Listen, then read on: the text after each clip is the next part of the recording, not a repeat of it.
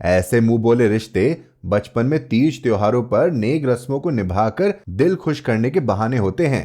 बड़े होने पर इनका कोई मतलब नहीं रह जाता। और वैसे भी बिना किसी मतलब के कोई किसी गैर के लिए इतना प्रेम भाव नहीं रखता।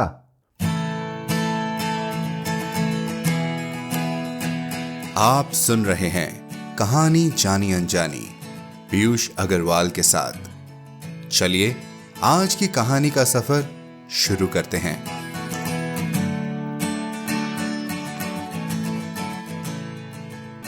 नमस्कार दोस्तों, आशा करते हैं आपने स्वतंत्रता दिवस पर आर.के. नारायण जी की कहानी लॉली रोड को सुनकर खूब आनंद उठाया होगा। हमें जरूर लिखकर भेजें कि आपको वो कहानी कैसी लगी, क्योंकि हमें भी तो पता लगते रहना चाहिए ना कि हमारी चुनी हुई कहानियां आपको पसंद आ भी रही है या नहीं। वैसे अब तो त्योहारों का मौसम शुरू हो गया है। हर हफ्ते आप और हम भी मिलकर मनाते रहेंगे साथ साथ सब त्योहार। तो इस बार हम मना रहे हैं रक्षाबंधन। सबसे पहले कहानी जानी अनजानी की टीम की तरफ से आप सबको रक्षाबंधन की हार्दिक शुभकामनाएं। आज हम आपके लिए लाए हैं दीप्ति मित्तल जी की लिखी मुंह बोला। इनकी एक कहानी रेत पर खिंची लकीर आप एपिसोड 32 में सुन चुके हैं। कहानी का नाम मुंह बोला से कुछ तो शायद आप समझ रहे होंगे। तो जान लेते हैं कि आखिर क्या हुआ भाई बहन की इस कहानी में। और हाँ दोस्तों, कहानी के बाद हम लाए हैं कुछ खास, तो सुनते रहिए।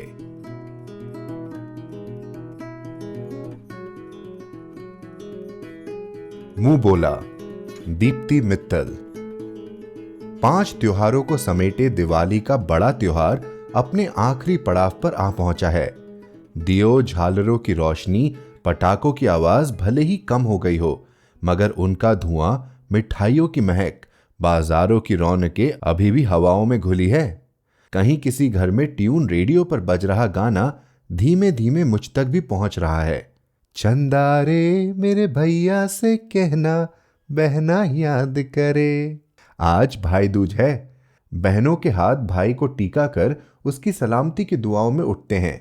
अभी अभी भाई दूज की कथा सुनकर गुड़िया ने बबलू को टीका कर उससे पैसे वसूले हैं। मेरे पति उमेश ने चुपके से उतने ही पैसे बबलू के जेब में भी डाल दिए, ताकि उसका फूला मुंह उतर जाए और गुड़िया को भी बुरा न लगे।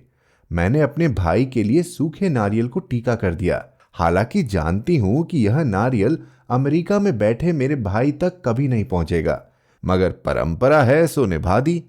उमेश अपनी बहन का भेजा टीका गुड़िया से करा लेता है। वह बात अलग है कि गुड़िया उसके एवज में भी उनसे पैसे ऐंठ लेती है। भाई बहन के त्योहारों पर पैसों को लेकर छोटी बहनों का लड़ना, झगड़ना, रूठना, मनाना, यही तो वे पल हैं जिनके बिना त्योहार फीके फीके अधूरे से हो जाते हैं। चलिए आपका नाश्ता लगा दूं। रस्मों से निपटकर मैंने उमेश से कहा, रुक जाओ, जगन आता ही होगा, उसके साथ ही नाश्ता करूंगा। मुझसे ज्यादा उमेश की नजरें दरवाजे पर टिकी है। रक्षाबंधन हो या भाई दूज, जगन सुबह सुबह अपने गांव से चल 2-3 बसें बदलकर मुझ तक पहुंचना नहीं भूलता। जगन को मैंने बचपन में मुंह बोला भाई बनाया था। बनाया क्या था, खुद ही बन बैठा था वह, और उस मुंह बोले रिश्ते को आज तक पूरी ईमानदारी के साथ निभा रहा है। मेरे मामा किसान थे और एक गांव में रहते थे। मां रक्षाबंधन और भाई दूज पर उनके पास जाया करती थी। मैं भी साथ जाती। मामा का बेटा मोनू 6-7 साल का था।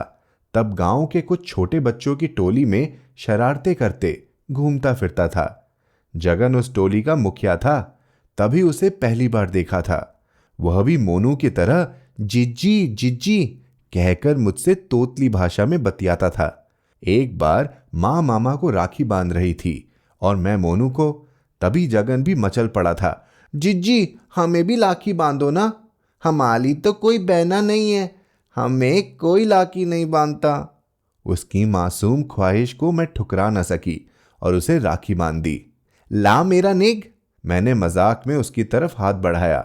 वह भागकर अपने घर चला गया और थोड़ी देर बाद एक टोकरी में कुछ अमरूद लाकर बोला, लो जिज्जी नेग, ताजे ताजे तोड़कर लाया हूं तुम्हारे लिए। उसके भोलेपन पर हंसी आ गई थी मुझे। उसके बाद मैं 2-3 साल तक त्योहारों पर माँ के साथ मामा के घर जाती रही। वह हर बार मिलता, मुझसे टीका करवाता और जिज्जी जिज्जी कहते हुए मेरे आगे पीछे घूमता। उसकी गांव के लहजे की तुतली बोली, मासूमियत से खिलखिलाकर हंसना बोलना मुझे बहुत अच्छा लगता। मैं उससे खूब बतियाती। वह पढ़ता लिखता नहीं था, सारा दिन अपने पिता के खेतों और बागों में धमा चौकड़ी मचाता घूमता। वैसे उसका असली नाम जगन्नाथ सिंह था, मगर सब उसे जगन ही कहकर बुलाते। पहले पढ़ाई की व्यस्तता और फिर शादी होने की वजह से मेरा मामा के घर जाना छूट गया। 3 साल पहले गर्मियों में मोनू की शादी पर गई थी। उमेश और बच्चे नहीं गए थे। उन्हें एक गांव की शादी में जाकर रुकना अनईजी लग रहा था। मैं शादी की रस्मों के समय आंगन में खड़ी थी, तभी पीछे से एक कड़क आवाज आई, अरे जिज्जी, लगन क्या हुआ? भूल गई अपने भाई को? मैं हड़बड़ा गई। लंबा तगड़ा डील डॉल, देहाती मगर रोबीला व्यक्तित्व, पर आंखें वही सादगी और मासूमियत भरी। कौन? जगन? तुम कैसे हो भाई? तब सालों बाद देखा था जगन को। उस दिन उसने बचपन की तरह ही खूब बातें की।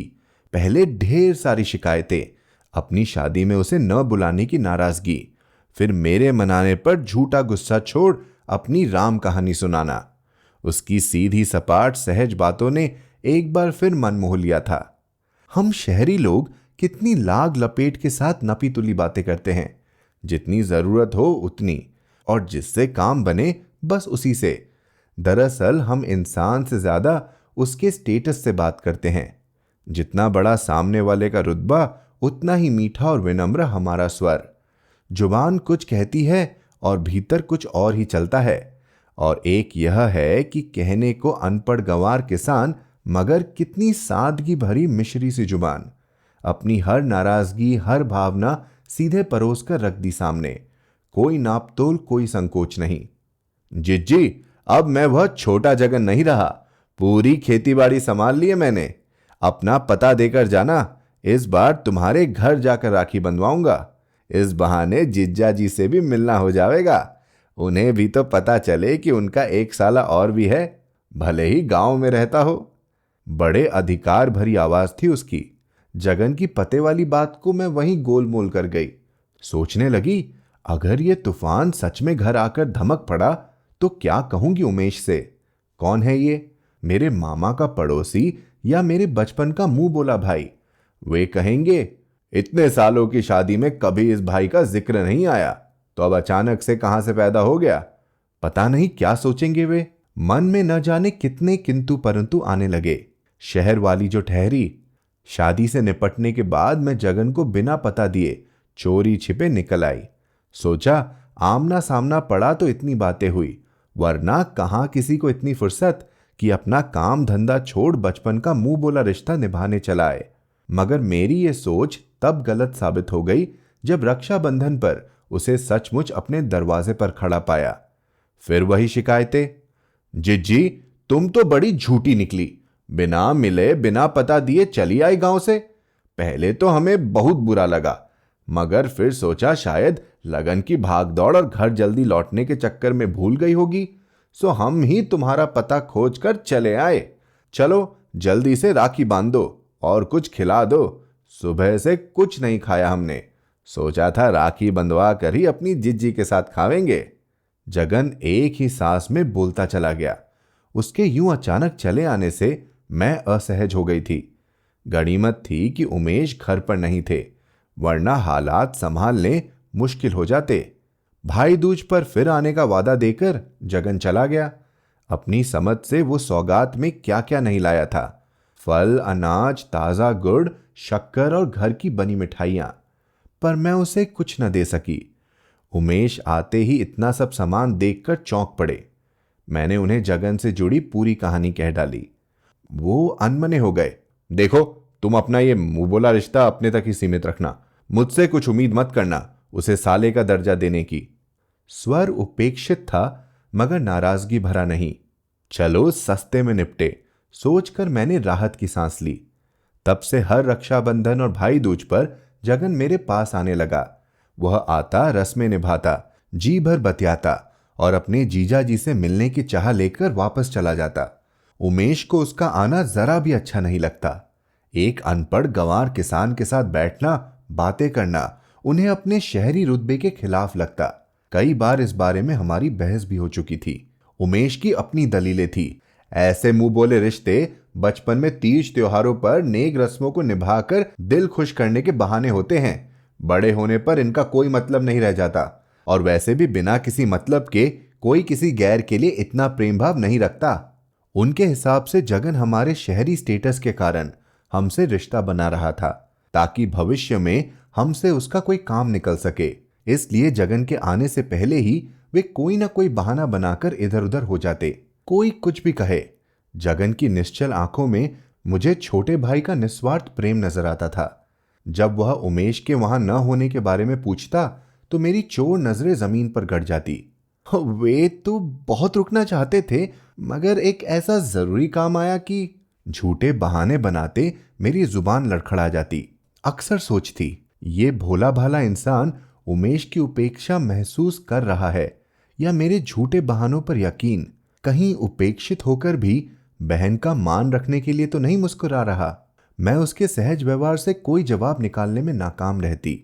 हमारे दिन सुकून से गुजर रहे थे, मगर 3 महीने पहले मुश्किलों की ऐसी आंधी आई जिसने हमारी जड़ें हिला दी। मेरे ससुर ने हमारे शहर के बाहर कुछ जमीन ली थी। सोचा था वह जमीन बुढ़ापे में आर्थिक सहारा बनेगी, मगर उनकी उम्मीदों पर उस वक्त पानी फिर गया जब पता चला कि उस जमीन पर किसी ने अवैध कब्जा जमा लिया है। पिताजी मामला निपटाने हमारे यहां आ गए। उन लोगों से बातचीत की कोशिश की तो पता चला वह अपराधी किस्म के लोग थे, जिनसे निपटना हम लोगों के बस की बात नहीं थी। हमारे सभी दोस्त रिश्तेदार दूर बैठे यही समझा रहे थे कि अब उस जमीन को भूल ही जाओ, ऐसे दबंगों से निपटना हमारे जैसे साधारण लोगों के बस की नहीं। मगर पिताजी इस बात को नहीं मान रहे थे। आखिर जीवन भर की गाड़ी कमाई लगाकर खरीदी थी वो जमीन। इस मामले पर हम बिल्कुल अकेले पड़ गए थे। एक दिन गुस्से में आकर पिताजी उन लोगों से बात करने अकेले ही निकल पड़े। बहसा बहसी हाथापाई में तब्दील हो गई। उन दरिंदों ने बूढ़े पिताजी की उम्र का भी लिहाज नहीं किया। दोनों को काफी चोटें आईं। हॉस्पिटल में एडमिट करना पड़ा। उमेश तो फिर भी खतरे से बाहर थे, मगर पिताजी, उनके सिर पर लगी चोट से खून रुकने का नाम नहीं ले रहा था। उनको खून की जरूरत थी, मगर उनका ब्लड ग्रुप आसानी से मैच होने वाला नहीं था। कहने को खून के कई रिश्ते थे, मगर सब दूर दूर, और आजकल किसको इतनी फुर्सत है कि अपने 10 काम छोड़कर पराई आग में हाथ जलाने आए। उमेश के बहुत से दोस्त थे जो किसी कॉकटेल पार्टी पर उनका पूरी रात साथ दे सकते थे। वो सब आए थे, मगर हालचाल पूछ और गेट वेल सून का कार्ड लगा गुलदस्ता भेंट करने की औपचारिकता निभाकर चले गए। कैसे न निभाते, यही औपचारिकताएं तो मिली थी उनको हमारे सभ्य शहरी समाज से। इससे आगे बढ़कर अपने दोस्त के लिए कुछ कर गुजरना कहां सिखाया गया था उनको। अब यह मामला पुलिस केस बन चुका था। मुझे कुछ नहीं सूझ रहा था। बिल्कुल अकेली पड़ गई थी मैं। ऐसे में रह रहकर बस एक ही नाम याद आ रहा था, जगन। सगे संबंधियों और दोस्तों के असली रंग देखने के बाद भी न जाने क्यों उसकी बातों पर अभी भी दिल को भरोसा था। उसका मरते दम तक रिश्ता निभाने वाला वादा, उस वादे को परखने का वक्त आ गया था। मैंने जगन को संदेश भिजवाया और वह 3-4 घंटों के अंदर गांव के 20-25 लोगों की फौज के साथ अपने तूफानी अंदाज में आ धमका। उसे मुझसे फिर शिकायत थी, इतना कुछ हो गया जिज्जी, और तुमने अब संदेशा भिजवाया? अपने भाई पर जरा भी भरोसा न कर सकी? मेरी आंखें भर आई।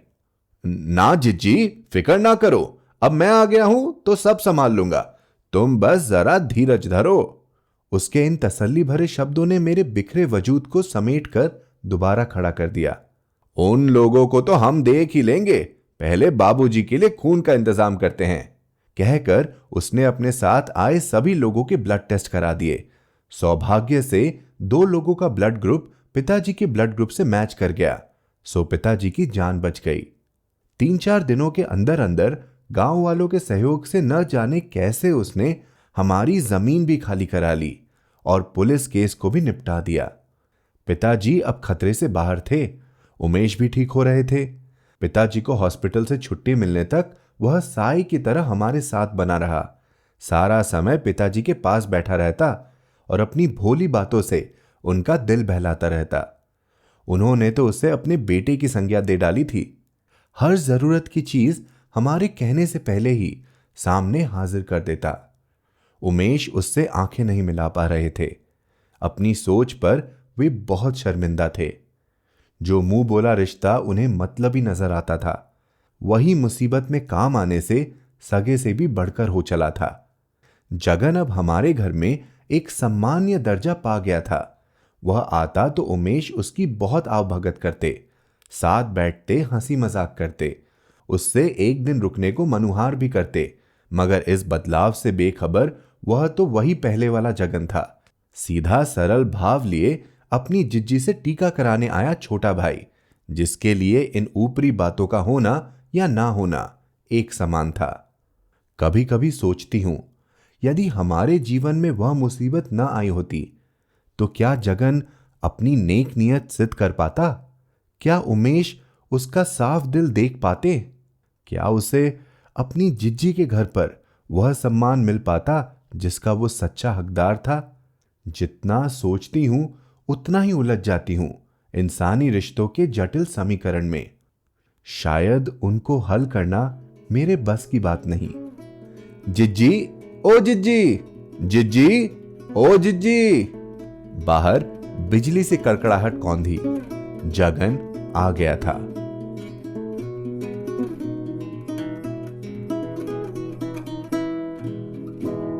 तो ये थी हमारी आज की कहानी रक्षाबंधन स्पेशल। कैसी लगी आपको दोस्तों? मुझे पता है आप लोगों को ये कहानी बहुत पसंद आई है और जो हम आगे करने वाले हैं उससे इस कहानी को चार चांद लगने वाले हैं। जी हाँ, आप सही समझे। हमारे साथ जुड़ी हैं इस कहानी की लेखिका दीप्ति मित्तल जी। दीप्ति जी, आपका बहुत बहुत स्वागत है कहानी जानी अनजानी पर। धन्यवाद पीयूष जी। दीप्ति जी, रक्षाबंधन पर इतनी सुंदर कहानी, एक मुंह बोले भाई के रिश्ते पर, ये कहानी किस हद तक आपके अपने जीवन से जुड़ी हुई है? मुंह बोले रिश्ते को मैंने बचपन से महसूस किया है। एक्चुअली मेरा ननिहाल जो था एक कस्बे में था, तो मम्मी के साथ जब भी मैं वहां जाया करती थी तो वहां पर हर कोई, मामा की उम्र का हर कोई वहां हमारा मामा होता था, नाना जी की उम्र का हर कोई हमारे नाना जी होते थे। तो मुझे मालूम ही नहीं था उस वक्त कि मेरे सिर्फ एक मामा है और मेरे सिर्फ एक नाना है। तो वो इतना क्लोज रिलेशन, और किसी की भी शॉप में जाके कुछ खाना हो तो ले लो, हमें बुला के गले से निकाल के कुछ भी दे देते थे, ले बेटा इधर आओ, लो, अच्छा तुम यहाँ पे आए हो, नाना के घर आए हो। तो वो सब मेरे माइंड में बहुत अच्छे से था कि ये सब मेरे अपने हैं। मुझे वो सीन अभी याद है, बस स्टैंड से घर पहुंचने तक पूरे रास्ते जो भी शॉप है वहां जो भी बैठा है हम उनको नमस्ते करके जाते थे। नमस्ते मामा जी, नमस्ते नाना जी, ये पूरा चलता रहता था। तो वो पूरी मुझे तो वो पूरी फैमिली जैसा ही लगता था। तो वो एक माइंड में इम्प्रेशन था कि मुंह बोला रिश्ता भी रिश्ता होता है और बहुत अच्छा रिश्ता होता है, कोई फर्क नहीं होता। लेकिन जैसे जैसे बड़े हुए तो सोसाइटी ने सिखाया, नहीं अब ये सगा है, ये मुंह बोला है। तो वो जो एक क्वेश्चन मार्क लगा उस रिश्ते पे, क्योंकि मुझे ऐसा लगता है ऐसे रिश्तों में जो उस रिश्ते के अंदर है, भले वो दोस्त का हो, भले भाई बहन का हो, जो रिश्तों के अंदर है वो उसकी वैल्यू समझता है, लेकिन दूसरा आदमी नहीं समझ सकता। उसको प्रूफ चाहिए ये रिश्ता क्यों उतना वैल्यूएबल है। अच्छा आता है तो हमारे लिए कुछ लाता है कि जैसे बच्चे हैं, बच्चे को वो चाचा वो मामा अच्छा लगेगा जो उनके लिए गिफ्ट लाएगा, है ना? तो बिल्कुल वो रिश्ते को उस चीज से वैल्यू करेंगे, उस रिश्ते से हमें क्या मिल रहा है, और अगर नहीं मिलता तो भी क्या हम उसको उतनी रिस्पेक्ट देंगे। वो इस कहानी के पीछे का थॉट था। तो जैसे ये जगन कैरेक्टर है, ये उसको दोनों भाई बहन का रिलेशन बहुत अच्छे से रख रहे हैं। मुंह बोला भाई है वो, जो कहानी की नायिका है, सूत्रधार है, उसको पता है मेरा भाई है, मुझे बड़ी बहन मानता है, मुझे उतना ही प्रेम करता है, लेकिन उसका परिवार क्या उस रिश्ते को उस तरह से उसको वैसी रिस्पेक्ट दे रहा है? नहीं दे रहा था। कब तक नहीं दी? जब तक उसको प्रूफ नहीं मिला। ये मेरा सवाल था कि हम क्यों स्टेटस से या किसी के काम आने से किसी रिश्ते को जांचते हैं। इसमें एक वो सवाल भी जो आपने अभी उठाया है वो भी बहुत जरूरी है कि कितने ही रिश्तों को हम एक टैग या फिर एक एक नेम प्लेट या फिर एक अलग तरीके से देखने की कोशिश करती कि भी अच्छा ये खून का रिश्ता नहीं है, ये सौतेला है, ये सगा नहीं, ये मुंह बोला है। मतलब हम चाहते हैं कि भाई किसी तरह से अंतर बनाए। हाँ हाँ हाँ हाँ हाँ। लेकिन अगर वो तुम्हारे काम आ गया ना कहीं पर, तो वो एकदम से वैल्यूएबल हो जाता है। सही बात है। तो यहाँ पे इस कहानी में एक बात जो और मेरे जो मुझे नजर आई वो ये है कि कुछ हद तक जो नायिका है, जो सूत्रधार है, वो भी घबरा रही थी, वो भी हिचकिचा रही थी जगन से रिश्ता दोबारा बनाने के लिए, क्योंकि बहुत सालों तक बातें नहीं हुई थी, तो उसको वो पता देने के लिए ताकि वो घर आए। वो हिचकिचाहट जैसा कि कहानी में लग रहा है बहुत हद तक अपने परिवार के कारण था और खुद के कारण कम। जी जी बिल्कुल यही होता है ना, क्योंकि उसके परिवार को तो नहीं पता बैकग्राउंड कुछ भी। तो एक डाउट है कि मुंह बोला है, सगा नहीं है, या चचेरा ममेरा भाई नहीं है, तो मेरे हस्बैंड कैसे लेंगे कि ये कल तक ये कोई मेरा साला नहीं था, मैं इसके बारे में जानता नहीं था, अब ये सडनली राखी बंधवाने आ रहा है या टीका कराने आ रहा है भाई दूज पर।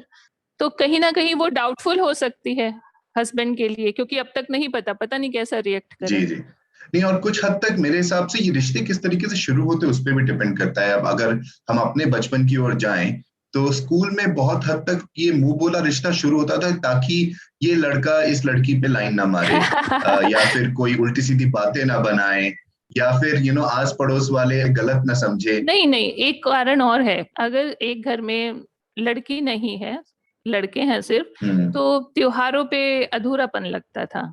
तो वो राखी बंधवाने के लिए, त्योहार पे टीका कराने के लिए, भाई दूज पर उस तरह से भी बनते थे। किस तरीके से किसी रिश्ते की शुरुआत हुई है उस पर बहुत डिपेंड करता है कि वो रिश्ता कितना गहरा और कितना आगे तक जाएगा। अगर आपने सही कारण, जैसे कि आपने जो कारण बताया वो, या फिर सही में बच्चे आपस में खेलते हुए इतना एक दूसरे घुले मिले हैं कि उन्हें एक दूसरे पे वैसी भावनाएं भी हैं भाई बहन वाली, तो वो रिश्ता जो है वो राखी से कहीं बढ़कर है, क्योंकि राखी एक तरह से कहा जाए तो एक धागा है, लेकिन अगर उससे बियॉन्ड देखा जाए तो कई इमोशंस हैं, बिल्कुल बिल्कुल। कई भावनाएं जुड़ी है। मुझे लगता है वो बस वो धागे तक सीमित नहीं है या उस दिन तक सीमित नहीं, असल में जो लोग सच्चे दिल से मानते हैं वो उस भावना के साथ चलते हैं जिंदगी भर। बिल्कुल। और आज की डेट का तो मैं नहीं कहती, लेकिन जैसा मैंने महसूस किया है, पहली पीढ़ी में बहुत लोग वैल्यू करते थे कि मेरी मुंह बोली बहन है, मेरा मुंह बोला भाई है। आजकल फ्रेंडशिप ज्यादा रहती है और फ्रेंडशिप अच्छी चलती है, उसमें ऐसा कुछ नहीं आता कि लड़का है या लड़की है। लेकिन जो पहली पीढ़ी थी उसमें मुंह बोले रिश्ते बहुत सक्सेसफुल मैंने देखे हैं। मतलब भांजी का शादी हुई है तो मुंह बोला भाई भी भात लेके आ रहा है। बिल्कुल। चलिए, इस कहानी के बारे में तो हमने बहुत सारी बातें की, मुझे याद आया कि हमने आपकी पहले भी एक एपिसोड 32 में आपकी एक और कहानी पढ़ी है, रेत पर खींची लकीर। उस कहानी में भी बहुत ही खास इमोशंस थे, अलग थे इस कहानी से। वो कहानी एक लड़का एक लड़की के बारे में थी और उनके रिश्ते के बारे में थी, उनके लव स्टोरी के बारे में थी एक तरह से कहा जाए तो।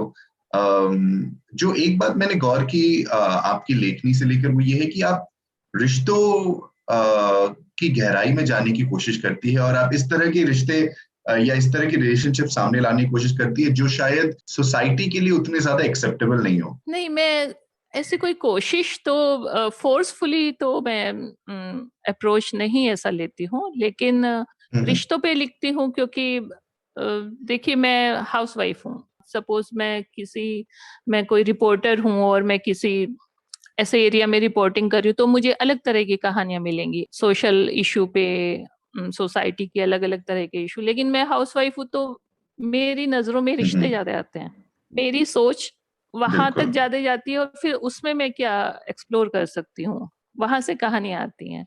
जैसे रेत पर खिंची लकीर में मैंने एक क्वेश्चन लिया था माइंड में और उस पर सोचा था कि जो प्यार में होते हैं दो लोग, उसमें एक कहता है मैं तुमसे बहुत प्यार करता हूँ और तुम्हारे बिना तो मैं जी ही नहीं सकता, और तुम्हारे अलावा कुछ भी हो मैं तुम्हारे अलावा किसी और के बारे में सोच भी नहीं सकता, या मेरा प्यार सच्चा है ना, डिवाइन लव है और शुद्ध पवित्र, इस तरह का प्यार है।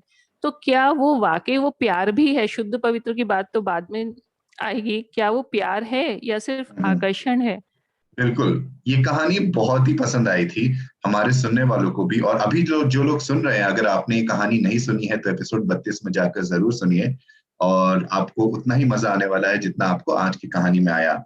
जाने से पहले भाई हम दीप्ति जी को कांग्रेचुलेट भी करना चाहेंगे, क्योंकि इनकी हाल ही फिलहाल में एक किताब ओए मास्टर के लौंडे अमेज़न के पेन टू पब्लिश कंपटीशन में पहले स्थान पर विजयी हुई है। तो दीप्ति जी शुक्रिया, बहुत ही मजा थैंक आया, यू। बहुत ही अच्छा लगा जानकर। आपको बहुत बहुत मुबारक हो। शुक्रिया। और आप ऑलरेडी उसका दूसरा भाग लॉन्च कर चुकी है और तीसरा भाग लिख रही है। तो कैसा चल रहा है आपका प्रोसेस इस किताब को लोगों तक पहुंचाने का? प्रोसेस अच्छा चल रहा है। मैं पूरी तरह से संतुष्ट हूँ पाठकों की प्रतिक्रियाओं से भी और ये पब्लिशिंग प्रोसेस से भी। और तीसरा भी शुरू नहीं किया है, माइंड में है, आएगा पेपर कभी ना कभी। तो पर सेकंड बुक को भी अच्छा रिस्पांस मिल रहा है, मैं संतुष्ट हूँ उससे। बहुत ही खूब। तो जिन्हें भी ओए मास्टर की लौंडी किताब को पढ़ना है, आप Amazon पर जाके वो किताब ले सकते हैं। हमेशा की तरह हमारे शो नोट्स में हम इनके लिंक डाल देंगे, और इसी के साथ दीप्ति जी की और भी कहानियों के लिंक्स डालेंगे ताकि आप इनके बारे में और जान पाए। इसी के साथ दीप्ति जी, मैं आपका धन्यवाद करना चाहूंगा कि आप हमारे साथ जुड़ी। Thank you so much. शुक्रिया आपका पीयूष जी, थैंक यू। तो दोस्तों, कैसी लगी आपको हमारी आज की कहानी और दीप्ति जी के साथ बातचीत? कुछ रिश्ते बिना कुछ कहे ही कितने मजबूत हो जाते हैं, शायद कभी कभी हम ही नहीं पहचान पाते। जगन जैसा कोई भाई क्या आपकी जिंदगी में भी है? हमें जरूर लिखकर बताएं hello@piyushagarwal.com पर, या फिर जहां भी आप ये कहानी सुन रहे हैं। जैसा कि आप सब जानते हैं, कहानी जानी अनजानी पर हमारी कोशिश है कि हम हिंदी साहित्य के नए, पुराने और अंतर्राष्ट्रीय लेखकों की जानी अनजानी कहानियां आप तक लेकर आए। ये शो पूरी तरह से सेल्फ फंडेड है। अगर हमारी कहानियां आपके दिल को लुभा रही हो तो आप हमें सपोर्ट भी कर सकते हैं। और जानकारी के लिए piyushagarwal.com पर सपोर्ट द शो लिंक पर क्लिक करें। इसी नोट पर मैं आपसे विदा लेता हूं। आप जिस भी ऐप पर यह पॉडकास्ट सुन रहे हैं, हमें सब्सक्राइब या फॉलो करना ना भूलें। हर शुक्रवार आप तक नई कहानियां लाने का श्रेय मैं अपनी टीम को देना चाहूंगा। आज के एपिसोड की प्रोड्यूसर हैं देवांशी बत्रा। आप सुन रहे थे कहानी जानी अनजानी पीयूष अग्रवाल के साथ, जो कि इंडी पॉडकास्टर की एक पेशकश है। तो हम आपसे मिलते रहेंगे हर शुक्रवार। तब तक के लिए अपना ध्यान रखिए, स्वस्थ रहिए और मुस्कुराते रहिए।